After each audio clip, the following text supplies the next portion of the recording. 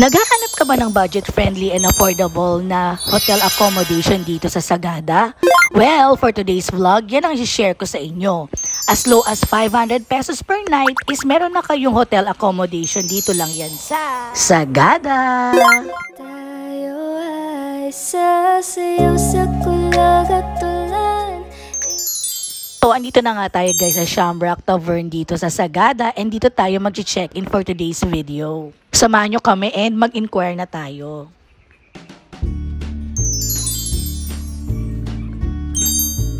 So tara guys, pasok sa tayo sa loob and check na natin. So ito yung kanilang reception area dyan. And then ito yung going up sa mga rooms. And then dito naman sa kabilang side, dito sa my left side, ito yung kanilang receiving area. So yan, very homey and very cozy yung ambience dito sa area na to.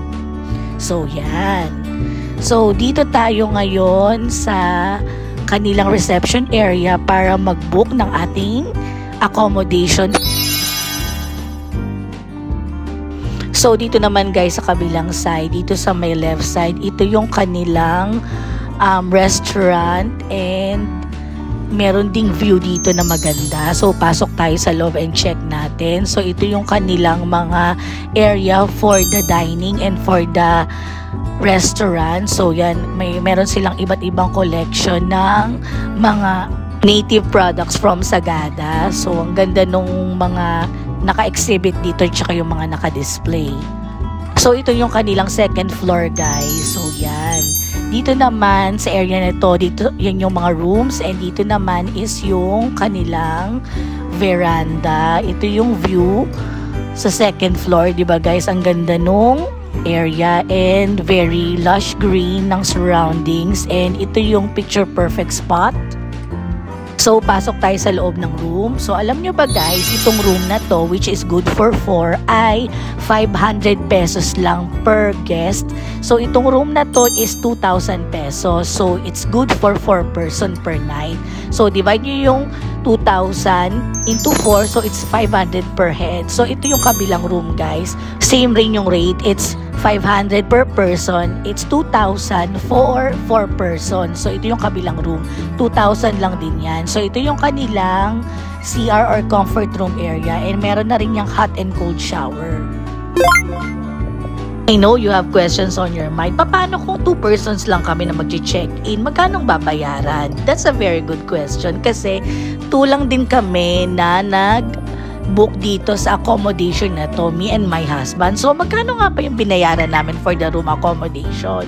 So, ito na nga guys, ang binayaran namin dito for our room accommodation, which is good for 2 person, ay 1,200 pesos. So, iba yung rate nila pagka 2 guests lang kayo. So, ang binayaran namin for 2 persons ay 1,200. So, since 2 nights kami nagstay dito sa Shamrock Tavern, ang binayaran namin for our accommodation ay 2,400 pesos. O, diba guys? Affordable and budget-friendly na. Ito pala guys yung itsura ng room. As you can see, very basic lang kasi this is only a budget accommodation. So, travel tips, bring your own indoor slipper kasi medyo malamig yung flooring nila. And also, bring your own toiletries like soap, shampoo, toothbrush, and toothpaste. Dahil small soap and tissue lang yung pinoprovide nila. But what I like about this accommodation is neat and very clean yung kanilang place, and at the same time ang ganda rin ng kanilang balcony area. Ito guys, papakita ko sa inyo So ito yung kanilang balcony area, yan. Ito yon. So sa baba andyan yung parking area, and then early morning to, so nagko-coffee kami dito sa my balcony area overlooking the place. So merong dalawang balcony area dito, isa dito sa room, meron rin namang common na mas malaki. So yan yung parking area, yan. So ang sarap magkape dito sa umaga, especially overlooking ka sa ganito kagandang view ng Sagada. So tara guys, kape tayo. So ngayon naman after natin mag-coffee is baba tayo dito para ipakita ko sa inyo. So yan, slowly lang yung pababa kasi medyo mataas yung bababaan natin. So ito yung ating accommodation. This is the Shamrock Tavern. Yan. So early morning to guys, around 6:30 a.m. So yan, pababa tayo. So careful lang sa pagbaba kasi medyo mataas. Yan. So, yan yung main road, yung mga dumaraang nasasakyan. So, tingnan nyo guys, naka-rubber shoes ako. So, it's very important na kapag pupunta kayo dito sa Sagada is comfy yung feet nyo. So, mag-rubber shoes kayo. And make sure na yung rubber shoes nyo is yung safe at the same time ay comfortable kayo wearing it. So, yan, baba tayo. Slowly lang ang pagbaba natin. Be careful. So, ito yung kanilang signage. So, ito yung nakalagay na Shamrock Tavern Sagada. Yan. Pag nakita nyo yung clover leaf na yan, Shamrock Tavern na yan. So, dito naman sa may baba, may mga dumadaan na dito na mga blue tricycle. Yan, So, dito rin, meron rin ditong tindahan or sari-sari store. So, take note guys, walang 7-Eleven dito sa Sagada, kundi mga tindahan lang or sari-sari store. So, tabi nito guys is meron ring bilihan ng mineral water.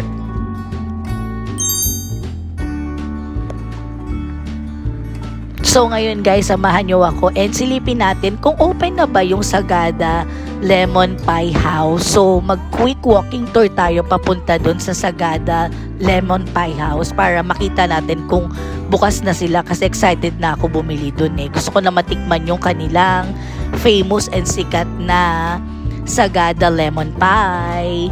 So, yan. Lakad na tayo papunta doon sa sinasabi ko sa inyo. So, tahimik dito sa area na to. So, by this time around 6:30 na to. And, yan, malapit na tayo doon sa sinasabi ko sa inyo. Yung Sagada Lemon Pie House is famous yan dito. And, tingnan natin kung open na. So, yan. So, ito naman guys, so tingnan nyo ito yung kanilang hams dito sa Sagada, ganyan yung itsura. So, yan. So, ito yung sinasabi ko, yung kulay yellow na house. Yan. Yan yung Sagada Lemon Pie House. Yan, ito na siya But I think sarado pa kasi masyado pang maaga. So, yan, the Sagada Lemon House. So, babalik na lang tayo ulit mamaya para mag-check and umorder nung kanilang famous na lemon pie. So again, sa mga nagtatanong, this is the name of the accommodation, Shamrock Tavern, and here's their address and their contact number. So to wrap up everything, it was a good staying here in Shamrock Tavern. Clean, neat, and maayos yung kanilang room. At the same time, accommodating rin yung mga staff nila. So that's it for today guys. I hope you learned something today. Thank you very much for watching. Subscribe to my channel, Froggy Bear Travels, for more travel and informative vlogs dito sa Sagada. Thanks for watching. Bye!